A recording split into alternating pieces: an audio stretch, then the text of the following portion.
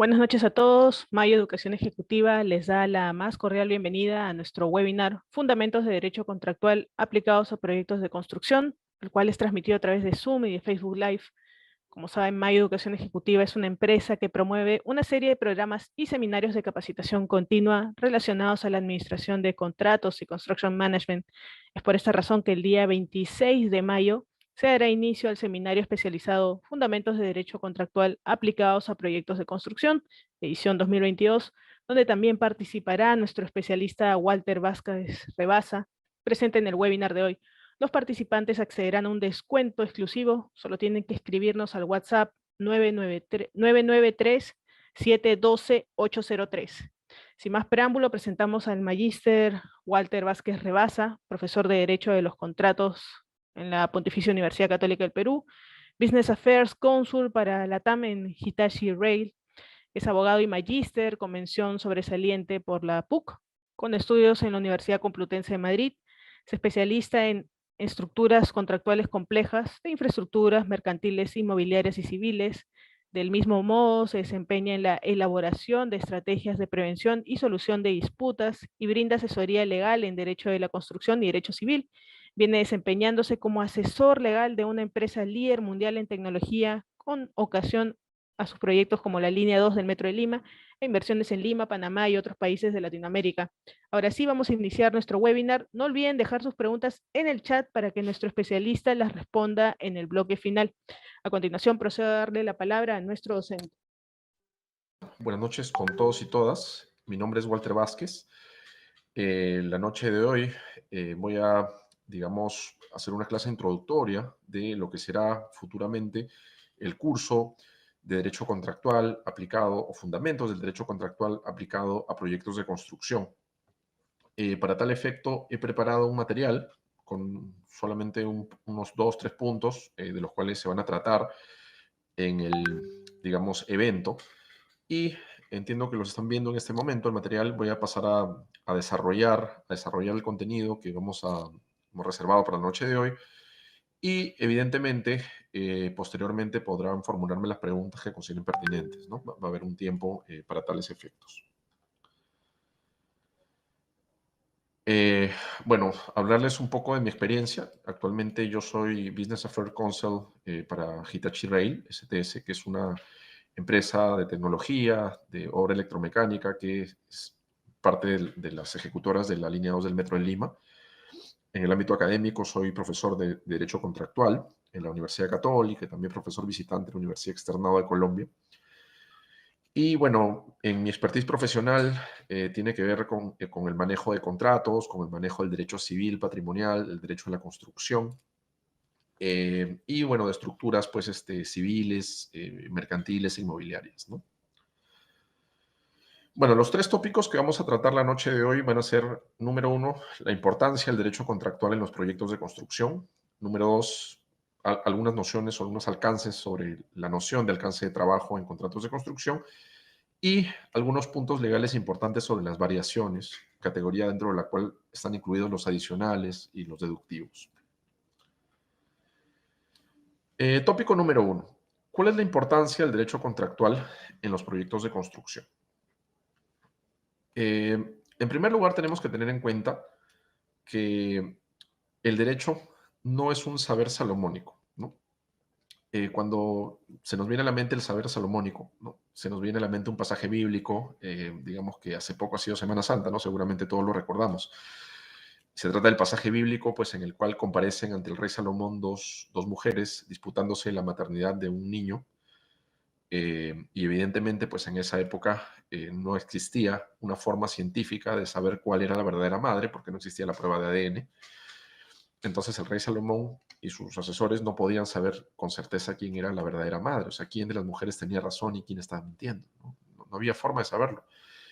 Y lo que el rey Salomón, conocido pues por su astucia, por su inteligencia, digamos, empírica para solucionar conflictos prácticos, ideó una solución que a la postre terminó siendo una solución buena, ¿no? Le dijo a uno de los soldados, oye, split the baby, divide al niño en dos, pártelo en dos. Y justo en el momento anterior, y esto es lo que reflejan los cuadros que tienen a la vista, justo al momento anterior de que el soldado iba a acatar la orden, La verdadera madre del niño prefirió subordinar su interés, ¿no? Allanarse, entre comillas, si estuviéramos hablando en términos legales, allanarse a la pretensión de la otra compareciente, pero evitar que le hagan daño al niño, ¿no? Entonces, el rey Salomón se dio cuenta que quien prefiere subordinar su interés a el bienestar del niño era la verdadera madre. Y le dice, oye, tú eres la verdadera madre, quédate con el niño, y la otra castigada, ¿no? Se le ordenó un castigo. Ya, el rey Salomón aplicó una solución empírica buena, una solución empírica eficiente, una solución empírica entre comillas justa. Sin embargo, el rey Salomón no aplicó derecho. El rey Salomón eh, no aplicó derecho porque el derecho es un conjunto de principios, de normas jurídicas, de conceptos y de reglas preexistentes, ¿no? Que hay que conocer, que hay que entender, que hay que ver cómo se interrelacionan una con la otra y que hay que aplicar para resolver conflictos de interés en derecho. Entonces, el derecho tiene su lógica, tiene sus reglas de juego, tiene su función. No es la aplicación de un saber empírico. O sea, una solución legal no te la inventas en ese momento, ¿no? Podrías tener una buena solución, como la tuvo el rey Salomón. Y esto pasa mucho en lo que es la administración de contratos y la administración de proyectos. Hay buenas soluciones, pero no necesariamente todas siguen una regla de derecho. La regla de derecho al final del día, pues, son las que van a aplicar los tribunales arbitrales en sede de solución de controversias o incluso las dispute boards, ¿no? También aplican reglas de derecho. Y para aplicar una regla de derecho, pues tienes que conocer, tienes que entender los alcances, tienes que interpretar la norma correctamente. Eso es un poco de lo que va a versar el curso, ¿no? Sobre principios de derecho contractual, fundamentos de derecho contractual que sirven para resolver conflictos en los proyectos de construcción. Y uno podría pensar, oye, ¿por qué es importante conocer el derecho contractual si es que al final del día todos los términos y condiciones que regulan la relación de un contrato de construcción están en el documento contractual y sus anexos? Y si no están ahí, pues al final del día tenemos estándares, ¿no? Tenemos el FIDIC, tenemos el NEC, ¿no? El NEC 4 que ya se está aplicando acá. Tenemos otros estándares, pues que, digamos, esa es un poco la tendencia en el derecho de la construcción internacional, usar estándares, sobre todo en países como el nuestro, ¿no? Eh, por qué simplemente no aplicamos la solución que proviene de los estándares y nos olvidamos del derecho? Por muchas razones, ¿ya? En primer lugar, eh, para ser más acotado el discurso, los estándares regulan solamente una relación que es lo que está circundado con la línea verde, ¿no? La relación mandante o comitente o propietario y contratista. Si son los estándares clásicos, ¿no? Independientemente de la tipología contractual, del Project Delivery System, si es un turnkey, si es un llave en mano, si es un contrato design and build, si es un contrato de ejecución clásica, ¿no? Primero diseño, design, bid and build. Independientemente de eso, si es un EPCM también, está regulado por solamente la relación mandante-contratista, está regulado por el estándar, ¿no? Como regla. Hay otros estándares que se aplican para relaciones más abarcativas, ¿no? Como el partnering.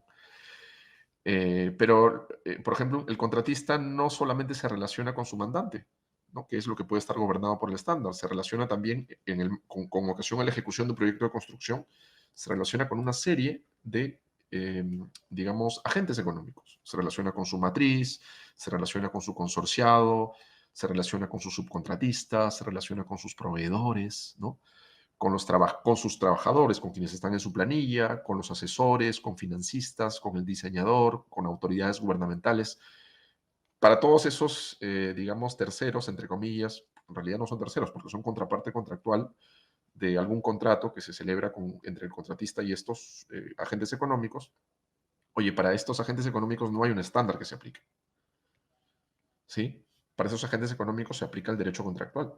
Y para los estándares también se aplica el derecho contractual, pero especialmente eh, los estándares no cubren todas las relaciones que el contratista pues lleva a cabo, que el contratista digamos ejecuta con ocasión a el desenvolvimiento de los proyectos de construcción. Tampoco está cubierto por los estándares todo lo que tiene que ver con las relaciones del contratista con terceros, ¿no? Por ejemplo, terceros que pudieron haber sido damnificados, ¿no? por la ejecución de un proyecto, ¿no? Pues de repente pues estaba haciendo excavaciones para ejecutar un viaducto y se terminó, digamos, malogrando una troncal de Sedapal, o se terminó pues afectando infraestructura que debilitó los cimientos de una fábrica, o se terminó rajando la pared del vecino con el cual no había ningún contrato, y para eso no te sirve el estándar. O sea, para eso te sirve la regla de derecho. Y aún dentro del estándar, ¿sí? Aún dentro del ámbito de aplicación de los estándares, pues no todo está escrito. En primer lugar, el contrato perfecto, el contrato que lo regula absolutamente todo desde el punto de vista económico, no existe. El contrato que lo regula absolutamente todo, si existiera, fuera tan caro de negociar, tan caro de redactar, tan caro de interpretar, tan caro de formalizar, que superaría a la utilidad que le deja a las partes la ejecución de ese contrato que lo prevé absolutamente todo. Entonces, en aquellos gaps, en aquellas lagunas, como decimos los abogados, en lo no previsto por el contrato, pues tiene que aplicarse el derecho. Y el contrato no lo puede prever todo. Otras veces existen cláusulas en los cuales los principios contractuales, ¿sí? Que enmarcan a la ejecución incluso de los estándares, ¿sí? Nos llevan a una lectura distinta que no es precisamente la que podría derivar de su literalidad, ¿no? Pongamos un ejemplo. Fíjense ustedes, esta es una cláusula que en el derecho internacional de la construcción se llama el derecho de descoping, ¿no? Por parte del comitente. Es un derecho unilateral a reducir partidas o a reducir cantidades del alcance de trabajo que tiene el comitente, que tiene que estar pactado. Y imagínense que tengamos una cláusula como la que tienen frente a ustedes. El cliente se reserva el derecho a reducir en cualquier momento el volumen de los trabajos o el número de las unidades previstas en un contrato de construcción, por lo que el contratista no tendrá derecho a una indemnización ni compensación alguna y estará obligado a ejecutarlas. O sea, ejecutar la obra prescindiendo de la deducción, ¿no? Prescindiendo de las partidas retiradas. Ya, esta cláusula no dice si es que el comitente puede reducir parte del alcance de trabajos del contratista para dárselos a otro contratista que cobre menos. No lo dice. La literalidad no lo prohíbe. Sin embargo, los tribunales, digamos, de los principales países donde está más desarrollado el derecho de la construcción, estoy hablando de Estados Unidos, estoy hablando de Reino Unido, estoy hablando de Australia, han entendido que la conducta, aunque la cláusula no lo diga, la conducta de quitarle alcance al contratista para dárselo a otro que va a cobrar menos precio, va contra la buena fe. O sea, es un ejercicio disfuncional del derecho a reducir alcance. ¿Y eso quién te lo dice? Pues el derecho contractual, a pesar de que no esté escrito. Lo que quiero decir es que todo no está escrito en los contratos, todo no está absolutamente previsto, ¿ok? Entonces, es importante conocer el derecho contractual. Además de ello, el derecho contractual nos dice, sobre todo en el marco de la gestión de contratos, de la administración de contratos, nos dice qué cosas se puede redactar, nos dice que está prohibido redactar, qué estipulaciones son nulas, son inválidas. Nos dice también el derecho contractual qué cosa no es necesario redactar porque ya está regulado equilibradamente por el derecho dispositivo, por el Código Civil, ¿no? Por ejemplo, la cláusula resolutoria de resolución por intimación, ya no es necesario pactarla porque está regulado por ley, ¿no? Con un preaviso de 15 días. Entonces, les decía que el derecho contractual tiene una serie de inputs que deben ser conocidos por el profesional que se encargue de la gestión de proyectos o de la administración de contratos o de todo partícipe en los proyectos, ¿ya? El derecho contractual, por ejemplo, determina qué cláusulas, qué términos y condiciones se pueden redactar en los contratos de construcción y cuáles otras están prohibidas. Qué cláusulas no es necesario redactar porque simplemente se van a aplicar porque ya están previstas por el derecho dispositivo. No es necesario negociarlas, no es necesario pelearse por ellas porque ya se van a aplicar, aunque no se diga expresamente en el contrato eso. Además de ello, es importante el derecho contractual porque el derecho contractual determina a través de la integración qué reglas no escritas se aplican a la redactada, ¿no? Por ejemplo, pues el NEC, ¿no? Habla del deber de colaboración, ¿no? El deber de colaboración como digamos, es un estándar que incorpora explícitamente el deber de colaboración, pero el deber de colaboración en los sistemas del civil law ya existe pues, hace por lo menos 1000 años, ¿no? Porque tenemos todo lo que tiene que ver con la buena fe, artículo 1362 del Código Civil. Entonces, no es un gran aporte para los contratos, digamos, a los cuales estamos acostumbrados en los sistemas del civil law, como el peruano. Y además nos dice cómo se va a interpretar lo redactado, ¿no? Qué cláusulas o qué criterios, y esto es bien importante, ¿no? Qué criterios se debe usar para leer las cláusulas o para desentrañar el significado jurídicamente relevante de las cláusulas. Entonces, el derecho contractual determina todos estos inputs, ¿no? Que sirven evidentemente para la gestión de los proyectos. Entonces, no es tan cierto lo que decía un banquero famosísimo, uno de los banqueros, digamos, emblemáticos de todos los tiempos, que es JP Morgan, que decía, yo no sé por qué voy a contratar un abogado para que me diga, o sea, no sé para qué contratar un abogado para que me diga lo que yo no puedo hacer. Yo lo contrato para que me diga cómo hacer lo que yo quiero. Ya, no son así las cosas. Evidentemente no son así las cosas. Hay cosas que están prohibidas, ¿no? Y simplemente no puedes pactarla ni directa ni indirectamente. Por ejemplo, si tu contrato te prohíbe subcontratar digamos, aquellos ítems del scope de tu alcance de trabajos para los cuales acreditaste experiencia en la fase de licitación, tú no puedes celebrar un contrato y no llamarle subcontrato, llamarle contrato de provisión. Ya estoy cumpliendo con mi obligación de no subcontratar porque no he celebrado nada que diga subcontrato, sino se llama contrato de provisión. Pues, evidentemente, eso es una violación de tu obligación contractual de no subcontratar en ese momento. Pero para llegar a esa conclusión tienes que conocer el principio de calificación objetiva, ¿no? Que es un input del derecho contractual. Entonces, un poco, esto es respecto a lo cual vamos a abordar o sobre estas reglas, sobre estos principios, sobre estos conceptos del derecho contractual, vamos a, digamos, desarrollarlos en el curso, ¿sí? En el curso Fundamentos de Derecho Contractual aplicados a proyectos de construcción. Lo que sí quiero dejar en claro es que el curso es un curso de derecho privado, ¿sí? Es un curso que no analiza la ley de contrataciones del Estado, no analiza la obra pública, de repente pone unos ejemplos asociados, sí, pero no analiza el régimen de las APPs, sino el derecho privado, el derecho civil, que también es aplicable a estos regímenes especiales, digamos, de obra que he mencionado, que acabo de mencionar. ¿Okay? Bueno, vamos a ver desde el punto de vista legal dos componentes bien importantes de los proyectos de construcción, o dos conceptos, ¿no? El concepto de alcance de trabajos y el concepto de variaciones. Bueno, todos tenemos una idea nuclear de qué cosa es un contrato de construcción, ¿no? Desde el punto de vista civil, el contrato de obra es mucho más abarcativo que el contrato de construcción. Fíjense ustedes la definición de contrato de obra contenida en el Código Civil. Por el contrato de obra, el contratista se obliga a hacer una obra determinada y el comitente a pagarle una retribución. Es una definición extremadamente genérica. Una obra determinada podría ser una obra, pues, de preparación de un software de aplicación, ¿no?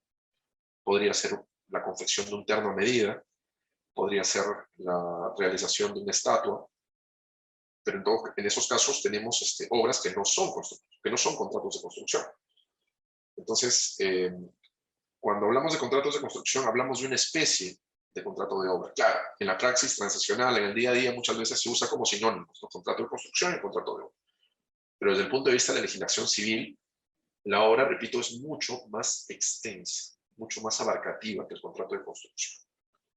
Vamos a ver, digamos, en el curso cuál es exactamente lo que tiene un contrato de construcción que lo diferencia de las otras subespecies de contratos de obra. Eso lo vamos a ver cuando desarrollemos el curso. Me interesa ahorita ahondar en el concepto de alcance de trabajos, ¿no? Que es la obligación principal que asume el contratista. En inglés se le llama scope of works, ¿no? Algunos le llaman proyecto, aunque el proyecto es mucho más abarcativo, al menos según el lenguaje del Project Management Institute. El proyecto, digamos, engloba, ¿no? Una serie de contratos, ¿no? No es exactamente el alcance de trabajos. ¿Pero qué cosa es el alcance de trabajos? Pues el alcance de trabajos puede ser definido como aquel conjunto de obligaciones, ¿sí? De riesgo y de responsabilidad del contratista, que son obligaciones cuyo cumplimiento es necesario para obtener el producto de trabajo, la obra, el entregable final, el hito final, de manera funcional, de manera operativa y de manera segura. Operativa significa pues que sirva para su finalidad. Es importante tener en cuenta que el alcance de trabajo está remunerado por el precio. ¿Por qué? Porque si es que hay un trabajo, una actividad, una tarea que forme parte del alcance de trabajos, pues ya no cabe que sobre esa tarea se le pague un extra, un suplemento de precio. Esa tarea que ya está dentro del alcance de trabajos no podría dar lugar a un adicional. Sería jurídicamente imposible. Desde el punto de vista legal sería equiparable a pretender venderle la propiedad de un bien a alguien que ya es propietario. ¿Sí? No puedes reasumir una actividad que ya forma parte de tu alcance de trabajo. ¿Sí? Entonces ahí no procede, por ejemplo, una variación.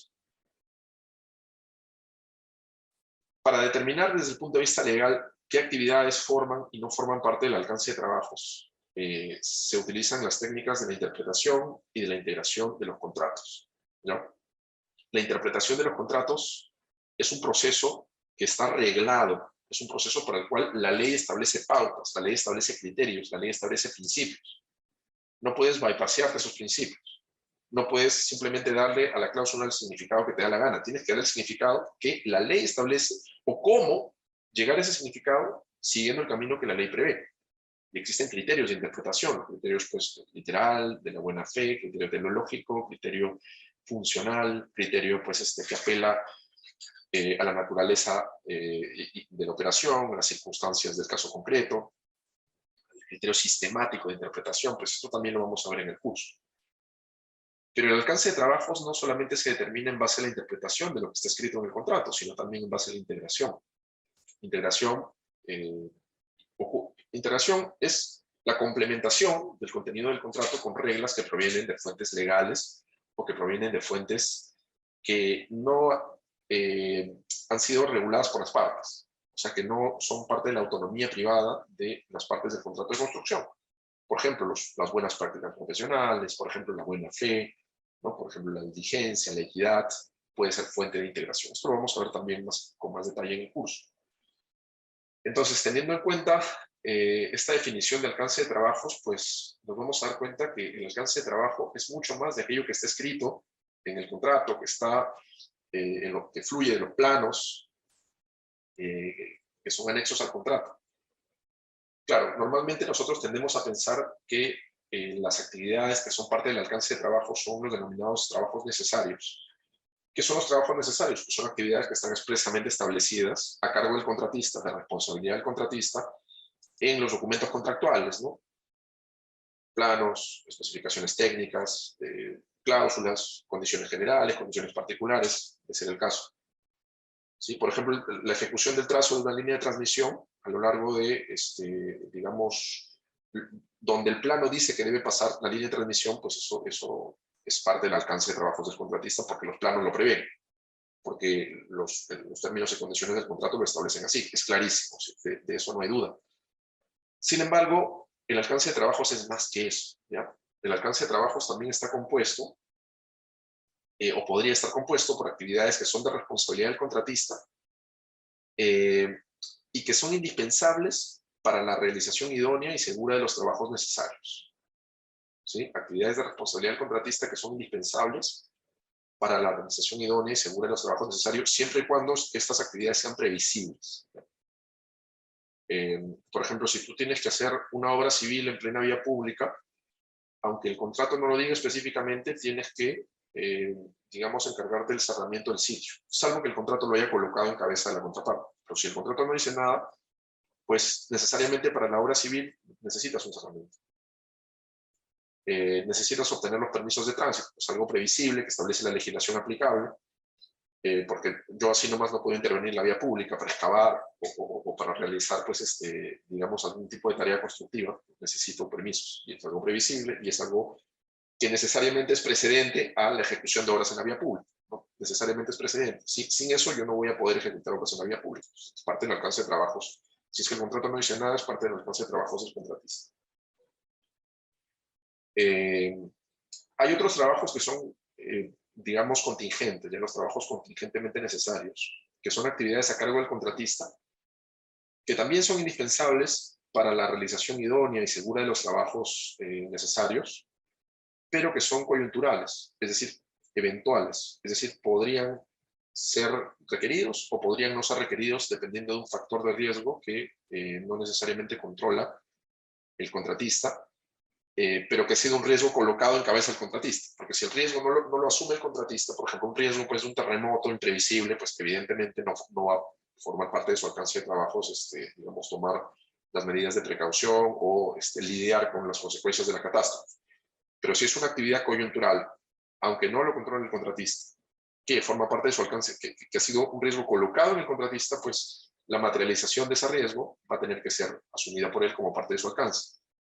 Por ejemplo, el caso de la protección de las instalaciones ante una lluvia previsible. Oye, ahí no hay un evento de fuerza mayor, ahí no hay un reclamo. Normalmente, el contrato puede decir algo distinto, pero normalmente la lluvia previsible, pues, si es que hay que proteger las maquinarias, y es coyuntural, porque, digamos, no necesariamente va a llover, no sabes cuándo va a llover, de repente no llueve, de repente sí llueve, es probabilístico, ¿no? Otra actividad que forma parte del alcance de trabajos contingentemente necesarios es la reposición de insumos robados, evidentemente, por los empleados por los cuales el contratista asume riesgo, por sus propios empleados, los empleados del subcontratista, hay responsabilidad por el hecho de los auxiliares. En ese caso, pues también va a tener que asumir las consecuencias, económicamente hablando, de la reposición de los insumos robados. ¿Ok? Digamos, además de eso, tenemos el alcance heterónomo, ¿no? O los trabajos heterónomos. Los trabajos heterónomos son actividades de riesgo y de responsabilidad del contratista que derivan ya no de lo que dice el contrato, sino derivan de la integración del contrato, ¿no? La integración del contrato por la ley, por usos y costumbres, por normas imperativas, ¿no? Por ejemplo, la entrega de la obra en condiciones de limpieza y seguridad, los contratos normalmente lo dicen, pero si no lo dice en el contrato, aunque no lo diga, dejar la obra, cuando se entregue el hito final, dejarlo en condiciones de limpieza y seguridad, forma parte de las buenas prácticas profesionales. Aunque no se estipule, es parte del alcance del contratista. Todo lo que tiene que ver con obligaciones de seguridad y salud en el trabajo proviene de la ley, ¿no? El contrato puede, digamos, establecer consecuencias particulares, establecer penalidades, por ejemplo, por incumplimiento del uso de EPPs, ¿no? Pero aunque el contrato no diga nada, esas obligaciones provienen de la ley y esas normas son normas imperativas. Son normas contra las cuales no se puede pactar en contra. También hay, digamos, fuente de alcance de trabajo heterónomo sería, por ejemplo, el Reglamento Nacional de Edificaciones, que establece criterios antisísmicos, ¿no?, para la construcción de estructuras. Oye, aunque el contrato no lo diga, pues tienes que acatar las normas imperativas. Es parte de tu alcance de trabajo. Si la norma estaba vigente al tiempo de celebrar el contrato, pues tendrías que cotizar, ¿no? Tendrías que, digamos, conocer la ley, cotizar cuál va a ser, digamos, el impacto en las especificaciones técnicas, en la ejecución del alcance, y, digamos, reflejar ese costo en tu oferta, ¿no? Una situación muy complicada es lo que ocurre cuando la ley cambia en el curso de ejecución del contrato, ¿no? Inicialmente había un estándar antisísmico X, cuando se está ejecutando un proyecto, cambia la norma y pasa a ser otro de estándar antisísmico y determina un cambio en la ingeniería. ¿Y a quién asume ese riesgo? El riesgo regulatorio. Es un tema bien complejo del cual vamos a hablar, digamos, en el curso, ¿no? Ahora estoy refiriéndome a la norma aplicable al tiempo de celebración del contrato.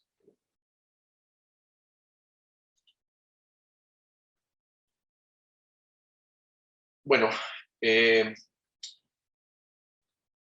vamos a poner un ejemplo, ya, un ejemplo que tiene que ver con el alcance de trabajos. Que muchas veces no es fácil determinar si una actividad es parte o no es parte del alcance de trabajos. Vamos a hablar de un contrato que no es exactamente un contrato de construcción, esto es un contrato de asesoría técnica, es un contrato civilmente de prestación de servicios, que se celebró en el marco de una relación Estado-Estado, contrato gobierno-gobierno, con una empresa recomendada pues, por un gobierno internacional, no voy a decir cuál fue, para que le dé asesoría técnica al Estado peruano con ocasión de la construcción de unos hospitales, ¿ya? Entonces, fíjense, ¿cuáles son los hechos del caso? Un prestador de servicios de asistencia técnica se compromete frente a un ministerio a gestionar y conducir un proceso de licitación para seleccionar un contratista llave en mano. O sea, el contratista que iba a ejecutar el proyecto llave en mano, o turnkey, iba a ser seleccionado por este asesor técnico, o iba a ser propuesto, sugerido por este asesor técnico, era parte de su alcance de trabajo, ¿no? Y para eso se hizo una licitación internacional.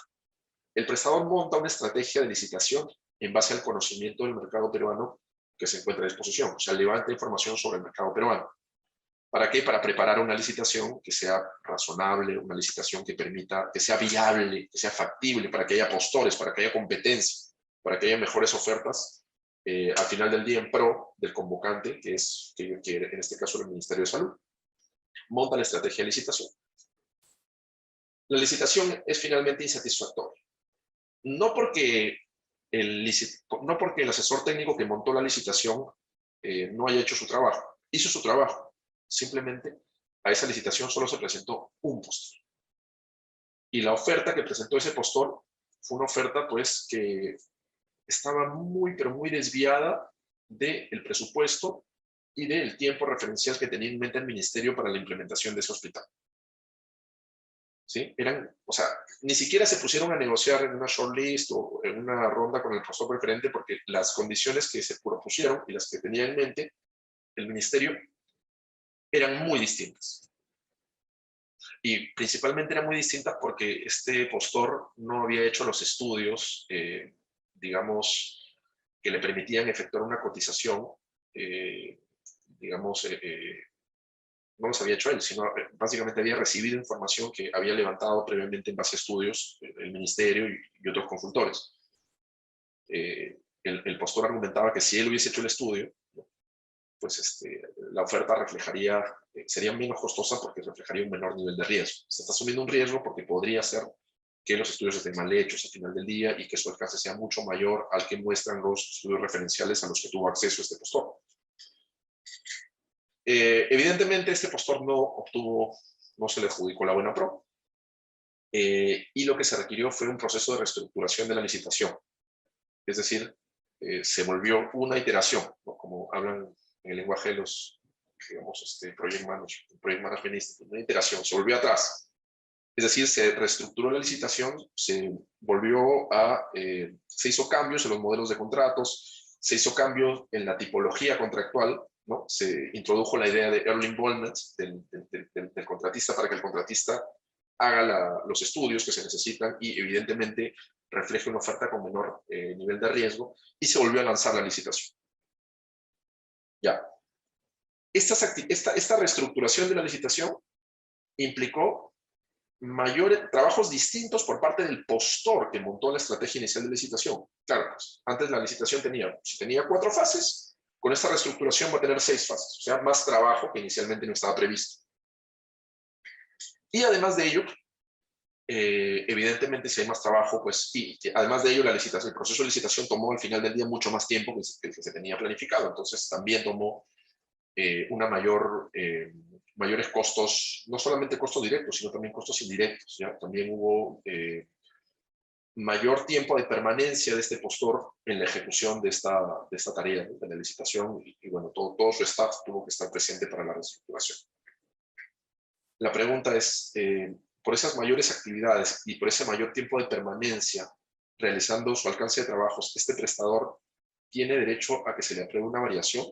O sea, estaríamos frente al presupuesto fáctico que le permite al postor, me refiero al asesor técnico, no me refiero al contratista, porque todavía no hay contratista, el postor, perdón, el asesor técnico podría acceder a una licitación para que se le pague más por la reestructuración de la licitación,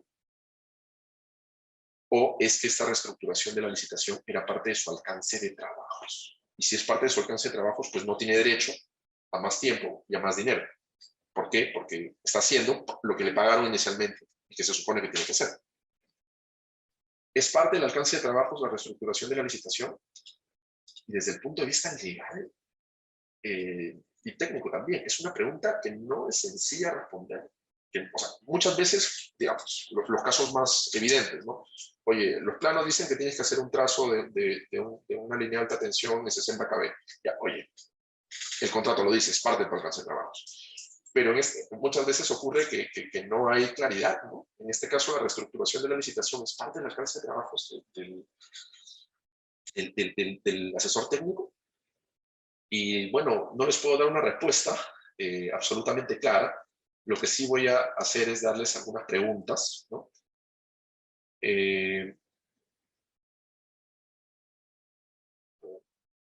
Perdón. Voy a hacer algunas preguntas gatilladoras, ya voy a hacer algunas preguntas, digamos que permitan, desde el punto de vista legal, llegar a la conclusión si es que esta reestructuración de la licitación formaba o no formaba parte del alcance de trabajos, ¿no? O sea, hay que ver la causa, ¿no? ¿Por qué solamente, o sea, al final del día se reestructuró la licitación porque el proceso de licitación solo contó con una oferta que no era satisfactoria para el cliente porque estaba muy por encima del presupuesto que manejaba el cliente final, que era el Ministerio de Salud? La pregunta es acá, ¿por qué? ¿Por qué solamente hubo una sola oferta? El prestador puede demostrar que ha actuado con diligencia. O sea, hubo una sola oferta porque el asesor técnico hizo mal su trabajo, o hizo o hubo una sola oferta porque, digamos, simplemente las condiciones del mercado imprevisibles, como por ejemplo la pandemia, determinaron, o la guerra pues entre Rusia y Ucrania, que afecta a licitaciones internacionales, determinaron que no haya, digamos, mucha, digamos, que esta licitación no sea atractiva. El prestador puede demostrar que actuó con diligencia, puede demostrar que las condiciones en las cuales se estructuró la licitación son condiciones estándar para un mercado peruano. Ojo que el postor, digamos, era un postor español, y el que montó la estrategia de licitación era un gobierno de un país europeo. O sea, ahí, si tú vas a montar una estrategia en un país que es distinto al tuyo, pues tienes que levantar información sobre cómo se hacen negocios en el Perú, ¿no? Tienes que conocer qué cosa es lo estándar para armar una licitación en el Perú. Tienes que determinar cláusulas que sean aceptables por contratistas del mercado relevante, ¿no? ¿Hizo bien eso el postor? ¿O es que puso condiciones absolutamente duras y absolutamente inaccesibles? Por ejemplo, un tope de responsabilidad del 200%, que no se maneja en el mercado peruano. Puede haber sido eso, ¿no? Si es eso, pues evidentemente que el proyecto no haya sido atractivo es por ahí responsabilidad del postor. Otra cosa que hay que tener en cuenta desde el punto de vista del derecho contractual es que qué tipo de obligación asumió el prestador, ¿no? El asesor técnico, ¿asumió una obligación de medios o asumió una obligación de resultado? ¿Asumió una obligación simplemente de llevar a cabo de la mejor forma posible el proceso de licitación o asumió el riesgo de que la licitación iba a ser exitosa? Oye, yo me comprometo a conseguirte, legalmente se puede hacer, ¿eh? Legalmente se puede hacer. Yo me comprometo a conseguirte un postor que ingrese dentro de tu presupuesto, digamos, y también de el tiempo, ¿no? Que su cotización esté dentro de esos parámetros. Ustedes me dirán, oye, pero yo no, el licitador no controla eso, el asesor técnico no controla eso, pero legalmente se puede hacer. Se puede asumir un riesgo que no se controla. No está prohibido. Además de eso, se tiene que analizar si se trataba de un contrato conmutativo o un contrato aleatorio. Precisamente los contratos aleatorios son contratos en los cuales una de las partes o ambas asume una prestación que está configurada a partir de un evento de riesgo externo, un riesgo que no controla. Los contratos aleatorios son legales, se pueden celebrar contratos aleatorios. Por ejemplo, los contratos de juego y apuesta, los contratos de seguro, por ejemplo, los contratos con comisión de éxito, con bono de éxito, son contratos aleatorios y no son ilegales, claramente. La tipología contractual empleada fue la de EPCM at risk, ¿no? También hay que tener en cuenta esto. ¿Qué tanta flexibilidad tuvo el contratista para estructurar la licitación? Y esto tiene que ver con por qué hubo una sola oferta, ¿no? De repente hubo una sola oferta porque pues, la licitación fue en soles y no era muy atractivo para los, digamos, postores licitar en esa moneda, o sea, cotizar en esa moneda. Ellos querían en dólares, ¿ya? Entonces, ¿quién propuso que la licitación sea en soles y determinó o coadyuvó al fracaso de la licitación? ¿Lo propuso el Estado como una condición innegociable o es que lo propuso el contratista en base a su expertise? Hay que analizar eso, ¿no? Como ven, todo parte de por qué fracasó la licitación, por qué solamente hubo una oferta. Además de ello, hay que conocer qué tan volátil era el mercado peruano a la fecha de lanzarse la licitación, porque podría ser que, digamos, situaciones como alguna crisis política sea algo razonable que el contratista pudo haber conocido, porque siempre pasa acá en el Perú, y debió haber, digamos, tomado alguna precaución, alguna cautela, si es que es viable, ¿no? A la hora de establecer las condiciones administrativas de la licitación. Si es así, si se podía tomar alguna cautela y no se hizo, pues ya nuevamente regresas a un supuesto de culpa del contratista. Y si el contratista está remediando algo que hizo mal, no vas a cotizar más por eso. Es parte de tu alcance de trabajos remediar lo que has hecho mal. ¿Okay? Bueno, muy brevemente, ya para pasar a las preguntas, vamos a hablar sobre las variaciones en contratos de construcción. ¿Ya? Las variaciones en los contratos de construcción tienen tres componentes. Tienen, a ver, acá me están avisando que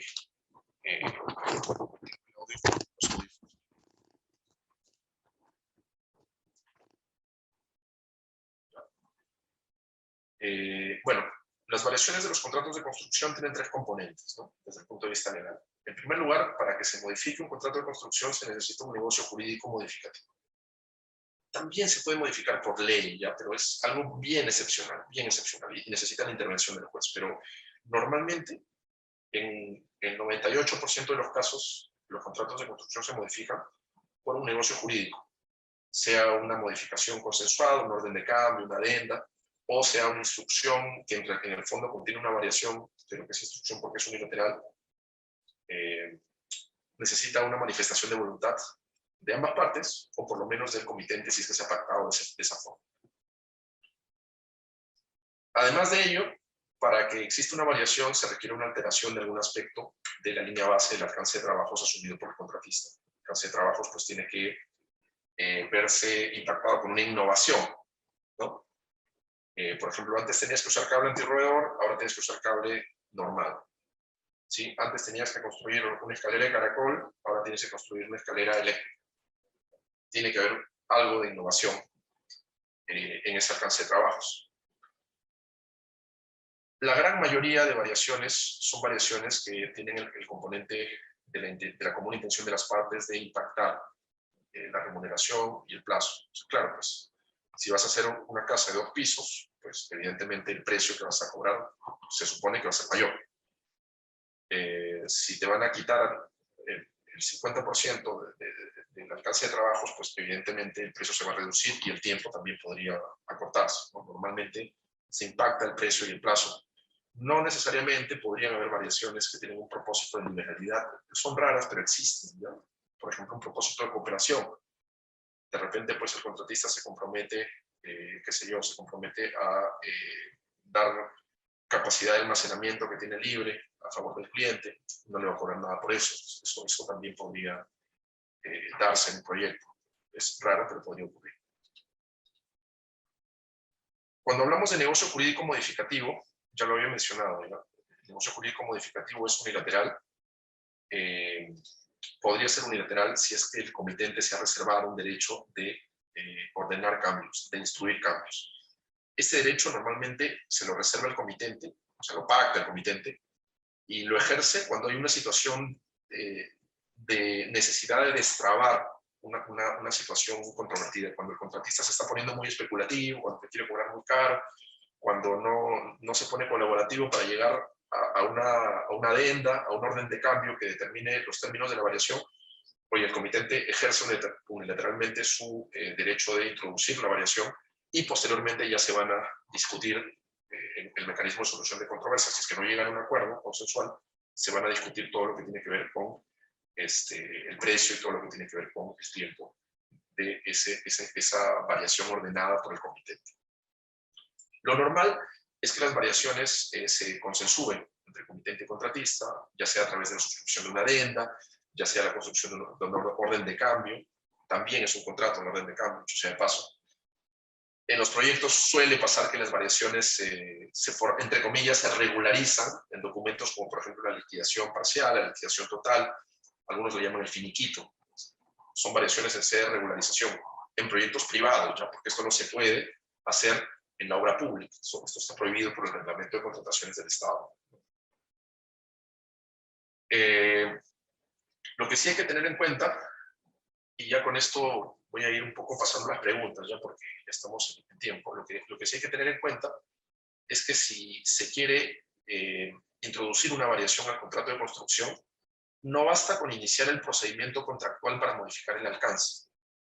No basta con eso. De repente el contratista, según el contrato, para, digamos, generar una variación, de repente pues que se le cambie el sitio, se le cambie la cantera, qué sé yo, se le cambie parte del área de trabajos, o que se le dé acceso pues, a un frente que inicialmente no estaba pensado para ese contratista, cambia su alcance de trabajos también. No basta que el contratista lo pida, aunque tenga razón, no basta que el contratista lo pida para que ya al final del día basta con ese pedido y el alcance de trabajos cambió, ¿no? Y que el pedido va a seguir su curso y el resto es formalización. Desde el punto de vista legal, el procedimiento de cambios debe llegar a su culminación. ¿Sí? Para modificar el alcance de trabajos, el procedimiento de cambios debe acabarse. El comitente normalmente pues, está en la parte final con la aprobación, con la suscripción de la adenda, con la suscripción del orden de cambio. Recién en ese momento el alcance de trabajos se modifica y es exigible la variación y también el pago y el tiempo por ello. Entonces, repito, no basta, y esto, digamos, lo he topado con una lógica más de proyecto, ¿no? Oye, ya, pero si ya pedí la variación, ya seguí el procedimiento, ¿por qué no puedo comenzar a ejecutarla? Pues no puedes comenzar a ejecutarla porque todavía no se terminó el procedimiento y formalmente el alcance de trabajos no ha cambiado. ¿Sí? Entonces, hay que tener en cuenta que si se inicia un procedimiento, el procedimiento tiene que terminarse para que formalmente la variación se introduzca. Bueno, voy a dejarlo acá. Evidentemente, cuando tengamos oportunidad con quienes estén interesados de llevar el curso, vamos a discutir in extenso estos temas. ¿Sí?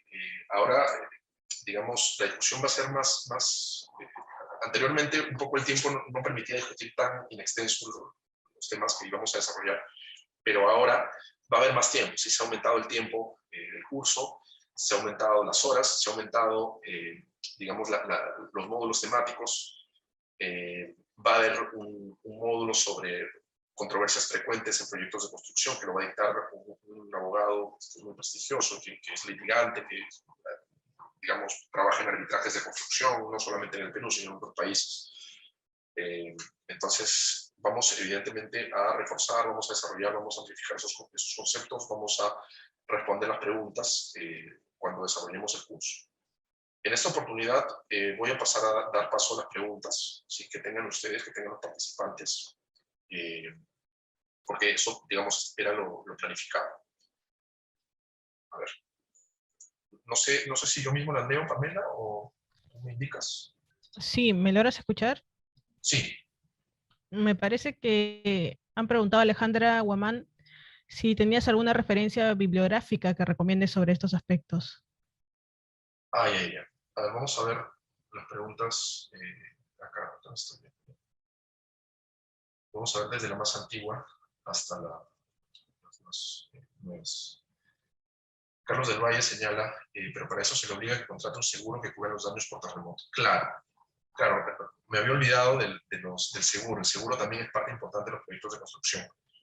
Pero el seguro lo que hace es compensar económicamente, y no totalmente, sino parcialmente, las consecuencias de un evento cubierto, ¿no? La póliza compensa parcialmente a los asegurados, sea contratistas, sea comitentes, sea ambos, también se puede asegurar terceros, de las consecuencias de un evento de riesgo.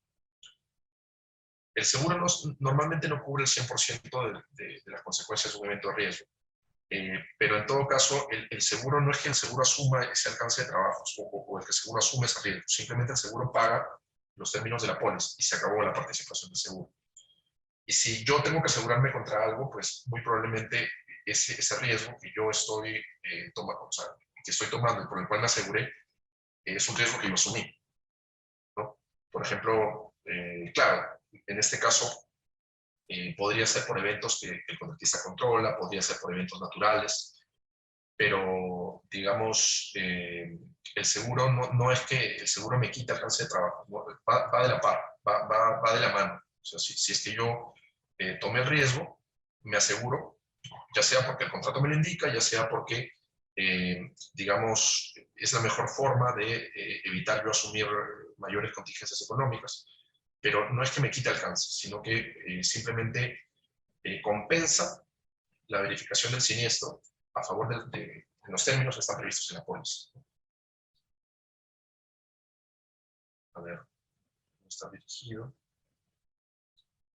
A ver, quería consultar si tenían alguna referencia bibliográfica que recomienden sobre estos aspectos. Sí, claro, tenemos, de hecho, en el curso se van a repartir, o bueno, se van a enviar bibliografía por cada uno de los temas, por cada uno de los temas desarrollados. Yo me he preocupado por, digamos, seleccionar las lecturas más elementales en cada caso, o sea, que les van a ser de mayor utilidad.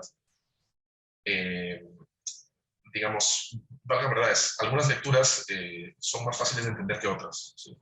Algunas lecturas, sobre todo las de los abogados, y yo aún me da culpa, tienen un lenguaje un poco formal, un lenguaje un poco que no necesariamente es amigable, ¿no? Es una jerga jurídica, ¿no? Pero bueno, voy a tratar de hacer un balance, ¿ya? Si deseas, igual puedes escribirme al correo, y si tienes algún tema puntual sobre el cual requieres bibliografía, pues yo te la puedo facilitar por correo. Va a dejar la exposición en la página de Facebook. Esto lo dejo para la organización de mayo. Entonces, formas de pago, bueno, también organización. Un adicional es un negocio jurídico. Mejor dicho, el adicional es una subespecie de variación. Las variaciones, no lo dije acá, lo voy a desarrollar en el curso, pero las variaciones podrían ser adicionales, podrían ser reducciones, podrían ser, qué sé yo, pues la aceleración, la compresión de un cronograma también es una variación, ¿sí? La modificación del cronograma también es una variación, porque el tiempo está asociado a la aplicación de recursos, ¿no? Y a la realización de tareas constructivas, de actividades constructivas. Entonces, el adicional está dentro de la categoría de la variación. Es una clase, es una subespecie. Y para todas las variaciones se tiene que tener un negocio jurídico que le introduzca el alcance de trabajos. Y como habíamos dicho, el negocio jurídico puede ser unilateral del comitente o puede ser bilateral, una adenda o una orden de cambio. ¿Ve? Construction Law de Julian Bailey. Sí, esto es un muy buen libro. Me parece que tiene 3 tomos en la última versión. Es un libro que es muy útil sobre derecho de construcción internacional. ¿Qué opinas del uso de las cartas fianzas o pólizas de caución en el caso de proyectos privados? Sí, las cartas fianzas o pólizas de caución son un instrumento que es absolutamente estándar para garantizar el cumplimiento de las obligaciones del contratista en contratos de construcción. Es algo absolutamente, digamos, del día a día. Por más que no hay una exigencia legal en proyectos privados, pues públicos sí la hay, pero por más que no haya una exigencia legal, se suelen usar. La diferencia entre las cartas fianzas y las pólizas de caución, esto lo vamos a ver también en el curso, ¿ya? Pero las cartas fianzas son documentos que emite una entidad del sistema financiero, una entidad autorizada por ley. También podría emitir una aseguradora una carta fianza, por la cual, si es que el comitente requiere el cumplimiento, estas cartas fianza suelen ser a primer requerimiento, si el comitente requiere la ejecución de la carta fianza de manera extrajudicial, la entidad financiera que le emitió está obligada a simplemente pagar el monto de la carta fianza sin poner objeciones, sin poner excepciones. ¿Sí? Por eso es una carta fianza de primer requerimiento. No tienes que irte al juez para que el juez ordene la ejecución de la carta fianza. El atractivo del instrumento es que sea a primer requerimiento. O sea, el banco no tiene derecho a cuestionar las razones por las cuales el comitente ejecuta la carta fianza, salvo situaciones pues absolutamente excepcionales, ¿no? Ya la excepción de dolo, ¿no? Está presente en estos casos también, y esto también desde el punto de vista legal. Pero si es que el banco se niega a pagar la carta fianza, es algo muy grave que podría ser denunciado a la Superintendencia de Banca y Seguro. La póliza de caución podría dar una cobertura similar a la carta fianza, pero la póliza de caución es un tipo de seguro, es un tipo de póliza.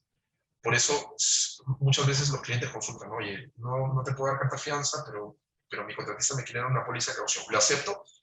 Y la respuesta es depende, tienes que revisar los términos, pero así con lupa, los términos y condiciones de la póliza de caución. Si tienes una cláusula de primer requerimiento, digamos, un fraseo similar al de la carta fianza, pues yo la aceptaría, ¿no? Pero si tiene la aseguradora el derecho de, pues, qué sé yo, investigar por sus propios medios si es que de verdad corresponde la ejecución, pues ya no es lo mismo que la carta fianza. Porque la carta fianza, el banco no tiene ese derecho, simplemente paga a primer requerimiento. Pero si ya va a intervenir, pues, un ajustador de la empresa aseguradora, va a haber una investigación, pues no es lo mismo. Entonces tienes que leer con lupa los términos y condiciones. Si es que la solución técnica genera un adicional cuando nace la obligación de ejecutar. ¿Cuándo nace la obligación de ejecutar? ¿Con la solución técnica o con la aprobación del adicional? Si es que la solución técnica genera un adicional, ¿cuándo nace la ejecución? No. En derecho privado es con la aprobación del adicional, pero podría ser que el cliente haya dado la confianza legítima a que el contratista vaya ejecutando el adicional, ¿no? O sea, alentado un principio de ejecución del adicional, y después regularizamos. Ahí no hay aprobación del adicional, pero, claro, pues si el contratista lo ha ejecutado, lo está haciendo en buena fe, y evidentemente tiene derecho a que posteriormente se regularice eso. Y si no, pues va a tener derecho a cobrar, si de verdad es un adicional, un suplemento de precio, y podría haber un impacto de tiempo. Pero la regla es que la obligación surge con la aprobación del adicional. ¿Qué conflictos legales existen en tema de consorcios? Pues es un tema súper, súper interesante. Acá, por ejemplo, no entra FIDIC, no entra FIDIC, no entra NEC, contratos de consorcios.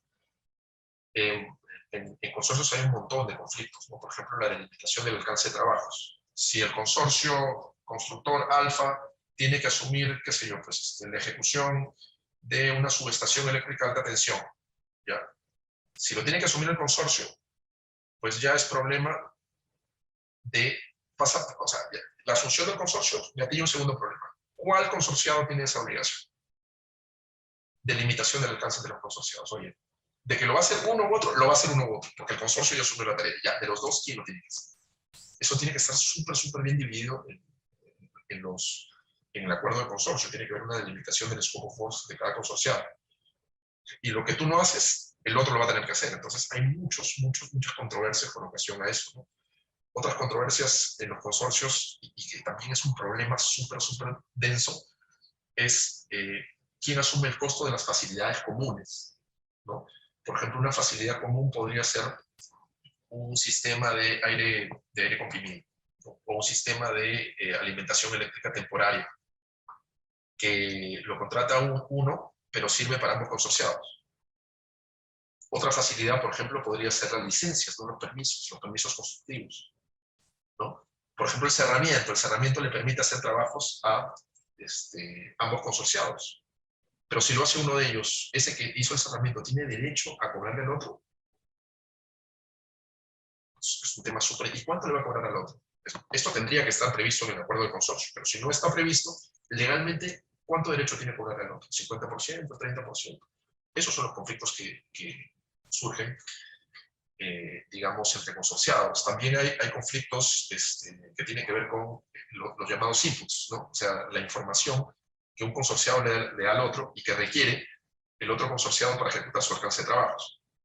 Por ejemplo, si es que el consorciado A va a construir un tanque de agua y el consorciado B va a ser la base de ese tanque de agua, el consorciado que va a hacer el tanque de agua le tiene que dar la información, le tiene que dar el input al otro sobre cuál es el tamaño del tanque de agua, ¿no? Para que el que tiene que hacer la base haga la base adecuada a las características del tanque de agua. Pero ¿qué pasa si esa información que le dio el consorciado que va a hacer el tanque de agua, cuando ya estaba haciendo la base para el tanque, el consorciado que tenía que hacer el tanque la cambia? Oye, ya no voy a hacer un tanque tan chiquito, voy a hacer el doble de grande. Y por ende tú tienes que hacer una base más grande. Y el consorciado que se ve afectado por el cambio del input tiene derecho a una reclamación. O es que simplemente tiene que hacer su alcance de trabajos, la base como parte de su alcance de trabajos. Es un problema en consorciados, entre consorciados. Y ahí, repito, ahí no llega el FIDIC, ni llega NEC, ni llega la ley de contrataciones, ni la ley de PPS. Ahí es puro derecho civil. El curso está apuntado a abogados.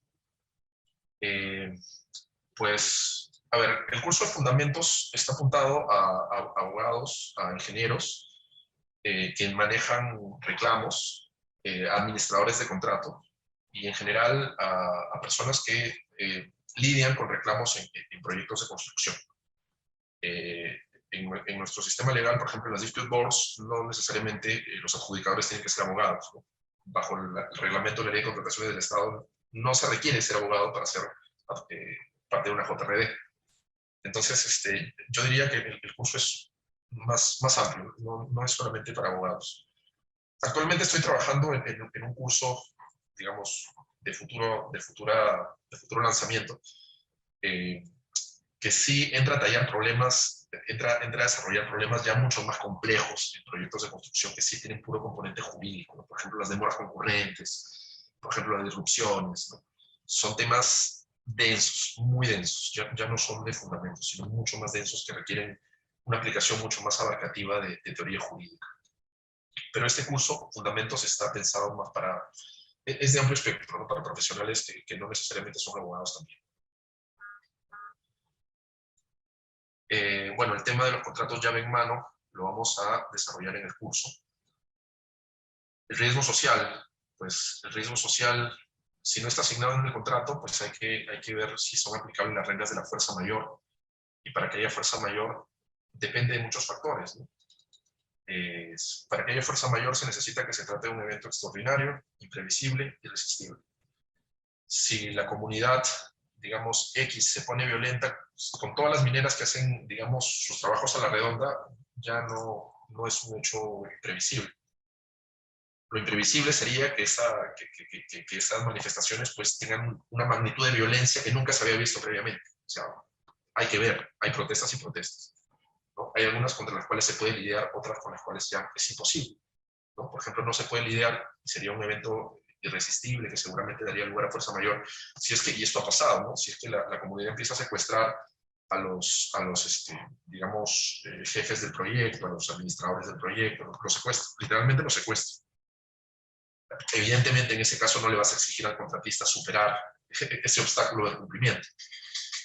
Pero si simplemente es una manifestación que digamos, de repente cierran una vía, pero hay otra vía para llegar al sitio de trabajo, sí es algo superable y por el deber de diligencia está dentro de la obligación del contratista superar esa interrupción, superar ese obstáculo para lograr el cumplimiento. Y como está dentro del deber de diligencia, no va a tener derecho a cobrar un extra, ¿no? Salvo que el contrato diga algo distinto. La penúltima pregunta, ¿qué pasa si es que en el contrato hay discrepancias en el alcance de trabajo donde ambas tienen el mismo orden de prelación? Es decir, dentro del cuerpo de contrato se especifica un alcance, sin embargo en otro se contradice. Eso es un problema complejísimo.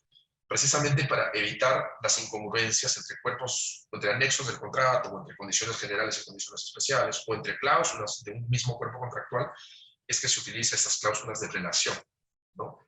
El contrato prima, las condiciones particulares priman sobre la general, las condiciones generales priman sobre pues, la oferta técnica prima sobre la oferta económica o viceversa. Si hay una discrepancia insalvable, se sigue ese orden, ¿no? Pero si es que la discrepancia se da entre dos cuerpos que están en el mismo orden, es un problema complejo y podría ser un problema de doble regulación. Los problemas de doble regulación es tan simple como esto. El contrato te dice A, tienes que hacer A, y el mismo cuerpo contractual que tiene un similar orden de prelación te dice A está excluido, ¿no?, de tu alcance de trabajos. ¿A quién es el caso? Ahí lo que te dice el derecho es simplemente tienes que guiar las reglas, tienes que solucionar el problema bajo un criterio de interpretación que siga la comunicación de las partes. No hay más ciencia que eso. O sea, tienes que ver la casuística, qué cláusula está, digamos, aplicada más veces, cuál ha sido el entendimiento que las partes tuvieron al ejecutar el contrato, de repente proyectos anteriores, cómo se ha manejado esta discrepancia, ¿no? Eso es los alcances que debes tener, pero es un problema, las discrepancias son un problema complejísimo, no solamente para contratos de construcción, sino para cualquier contrato. ¿Puedo explicar un poco más el principio de diligencia? Claro, el principio de diligencia es un deber que tienen todos los contratistas, que podría no estar escrito, pero que deriva de la ley. En el Código Civil peruano está regulado en el artículo 1314. Y este principio Este principio determina que el contratista debe superar todos los obstáculos del cumplimiento hasta el límite de la causa no imputable. ¿Qué cosa es una causa no imputable? Pues podría ser la fuerza mayor, o podría ser la fuerza mayor. Vamos a ver qué es fuerza mayor o caso fortuito. Pero si es que no hay causa no imputable, el contratista debe superar todos los obstáculos del cumplimiento como parte de sus obligaciones para llegar a la ejecución del contrato. Digamos, también deriva del principio de diligencia, lo que la teoría legal llama deberes de protección, ¿no? Los deberes de protección determinan que el contratista, con ocasión de la ejecución del contrato, debe custodiar, debe cuidar de no lesionar ni el patrimonio ni la persona de la contraparte.